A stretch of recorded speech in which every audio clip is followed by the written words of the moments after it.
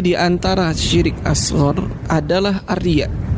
Apa itu ar-riya? Seseorang melakukan suatu amalan perbuatan, yakni ibadah kepada Allah Subhanahu wa taala, dalam kondisi dia tidak meniatkan itu murni hanya untuk Allah Subhanahu wa taala, tapi dia meniatkan itu untuk dilihat oleh orang lain, agar orang lain melihat dirinya itu memiliki nilai yang positif lebih banyak. Dia memiliki suatu keutamaan.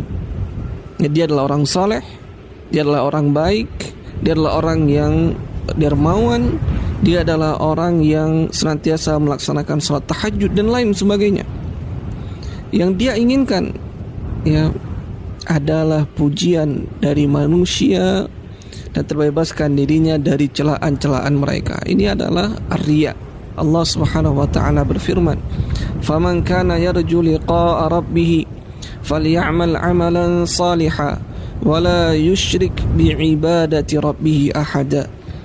Dia mengatakan, maka barang siapa yang mengharapkan perjumpaan dengan Rabb-Nya, falyamal 'amalan salihan, maka hendaknya dia melakukan amalan perbuatan yang saleh, dan jangan dia sekutukan Allah Subhanahu wa taala dalam beribadah kepada Rabb-Nya sesuatu apapun. Yang menjadi syahidnya adalah firman Allah Subhanahu wa taala, wala yusyrik bi'ibadati rabbih ahada. Janganlah dia menyekutukan Rabb-Nya dalam beribadah dengan sesuatu apapun. Tidak boleh dia memberikan niat-niat tertentu dalam beribadah kecuali hanya untuk Allah Subhanahu wa ta'ala. Untuk apa engkau salat? Untuk apa engkau berinfak? Untuk apa engkau bersedekah? Untuk apa engkau berzakat? Apakah hendak menginginkan agar namamu ditulis di masjid-masjid atau di daftar-daftar donasi bahwasannya engkau telah berinfak sekian dan sekian?